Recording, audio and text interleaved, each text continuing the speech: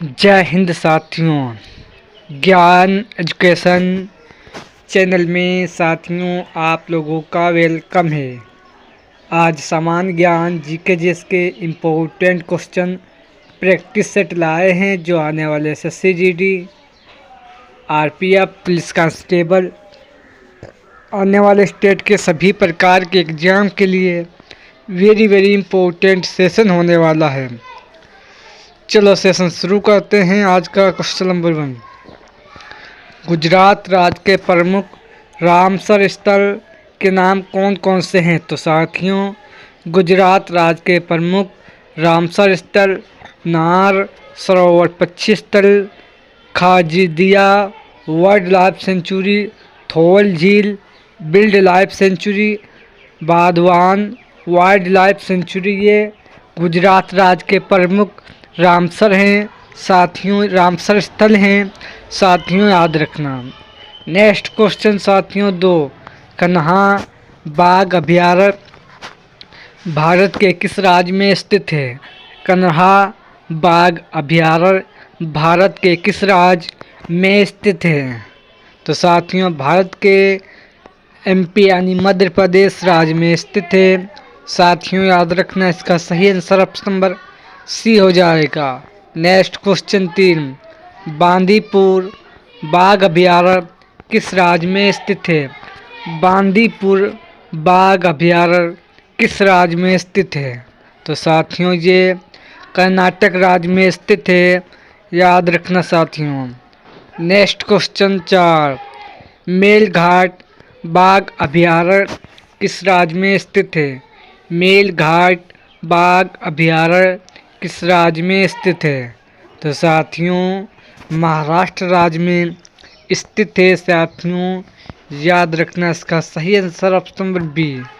Next question 5, Sahyadri राष्ट्रीय park किस राज्य में स्थित है? सह्याद्री राष्ट्रीय पार्क किस राज्य में स्थित है? तो साथियों महाराष्ट्र राज्य में स्थित है साथियों, इसका सही आंसर ऑप्शन नंबर डी।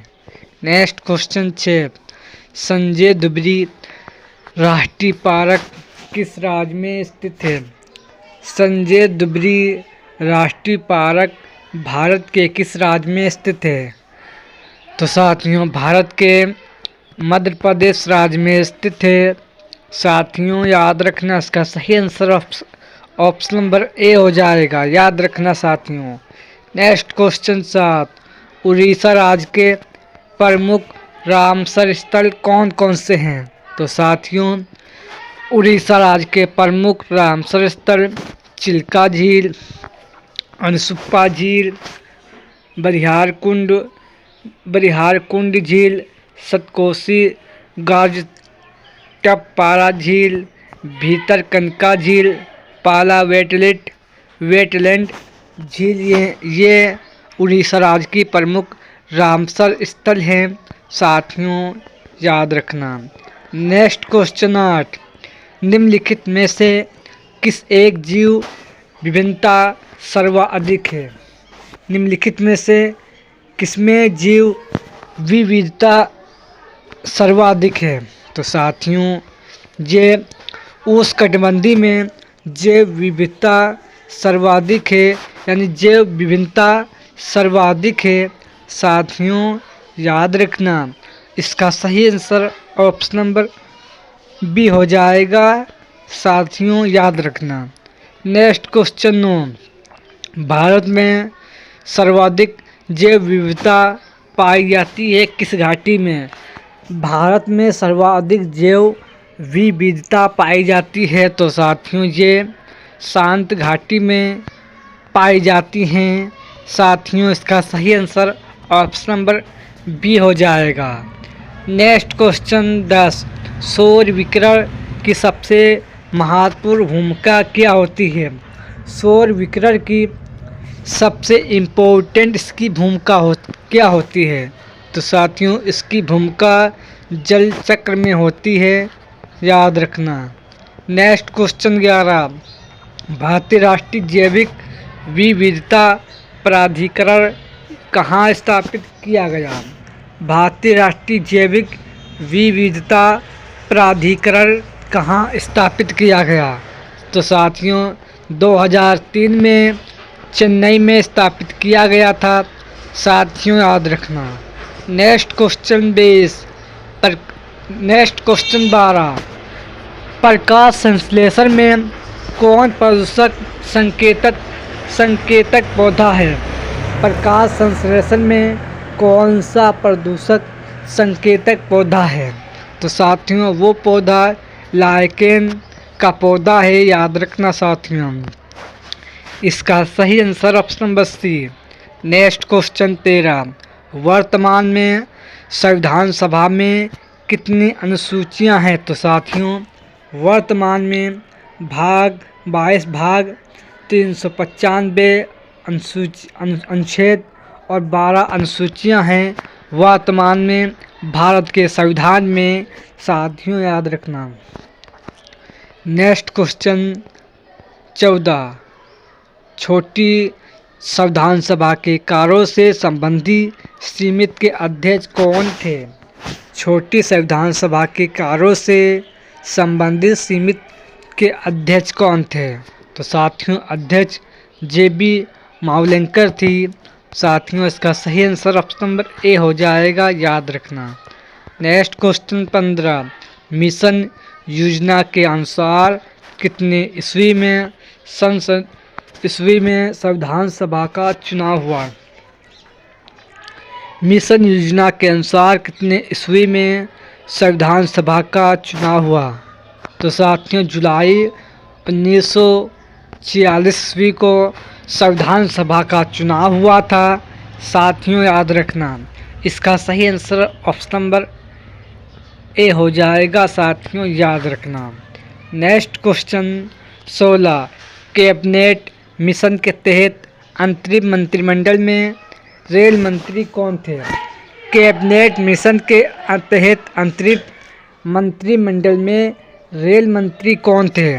तो साथियों रेल मंत्री आसफ अली थे, याद रखना। इसका सही आंसर ऑप्शन नंबर ए हो जाएगा। साथियों याद रखना। नेक्स्ट क्वेश्चन 17 कैबिनेट मिशन के अंतर्गत गठित रक्षा मंत्री कौन थे? कैबिनेट मिशन के अंतर्गत गठित रक्षा मंत्री कौन थे? तो साथियों रक्षा मंत्री बलदेव सिंह थे, याद रखना। ये बलदेव सिंह रक्षा मंत्री थे, याद रखना साथियों।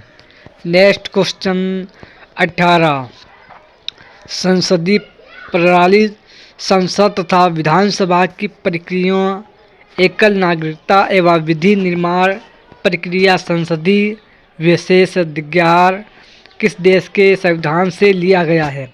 संसदीय प्रणाली संसद तथा विधानसभा की प्रक्रिया एकल नागरिकता एवं विधि निर्माण प्रक्रिया संसदीय विशेषाधिकार किस देश के संविधान से लिया गया है? तो साथियों विशेषाधिकार ये आपके यानी ब्रिटेन देश से लिया गया है, याद रखना।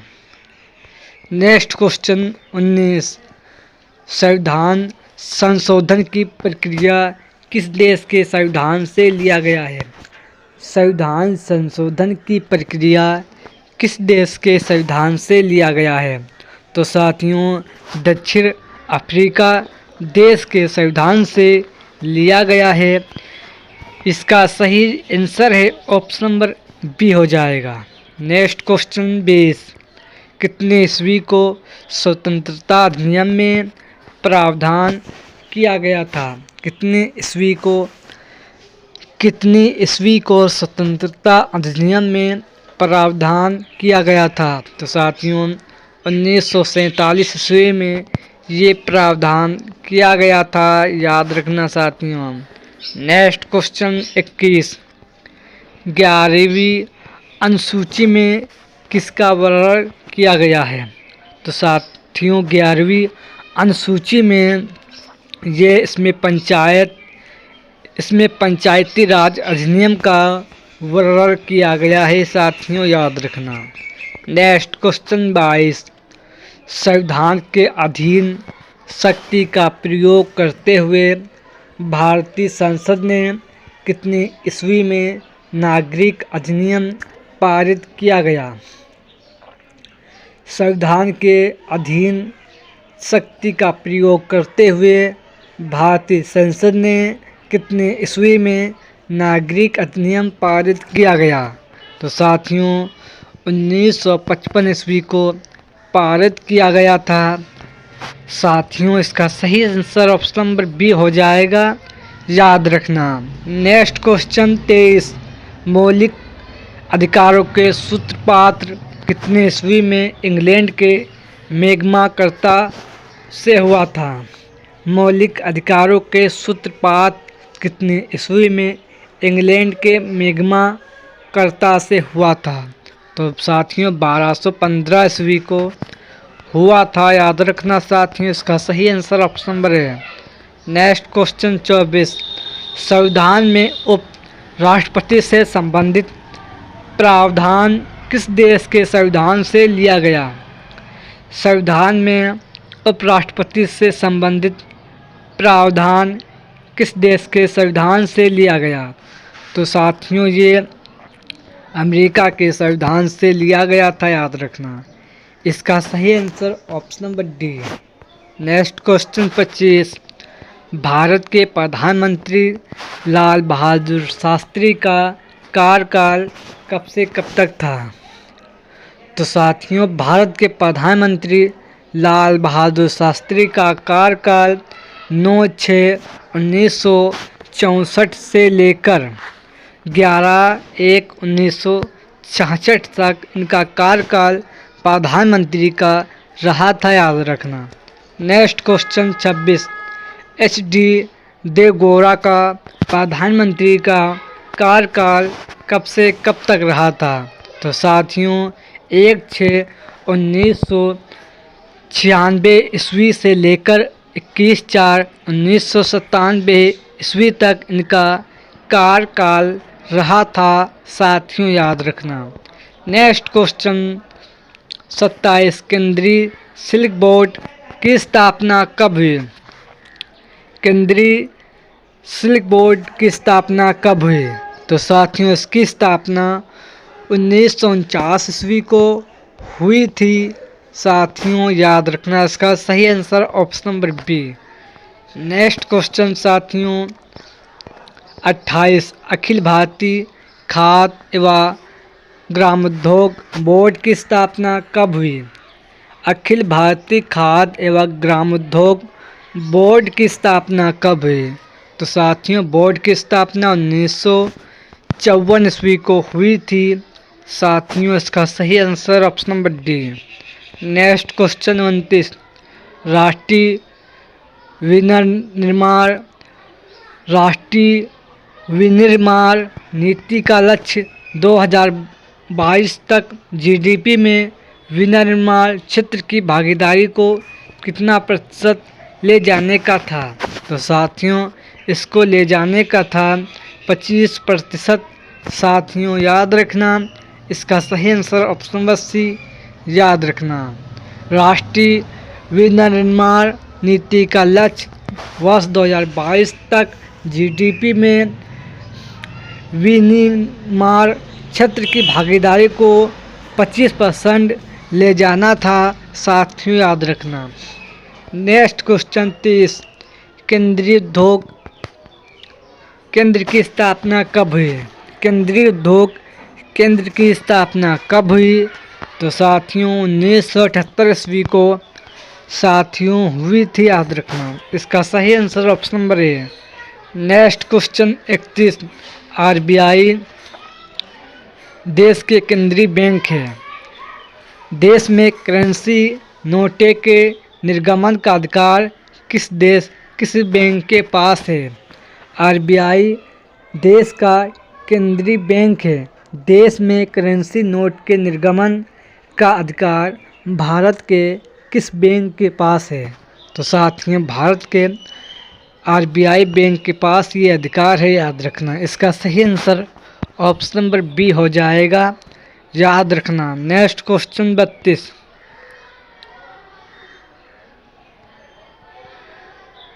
विनिवेश की स्थापना कब हुई? विनिवेश की स्थापना कब हुई? तो साथियों 1 अप्रैल 2005 को विनिवेश की स्थापना हुई थी। साथियों याद रखना। Next question 33। संगमरमर की विशिष्ट ऊष्मा कितनी कैलोरी होती है? संगमरमर पदार्थ की विशिष्ट ऊष्मा कितनी होती है? तो साथियों 0.21 होती है।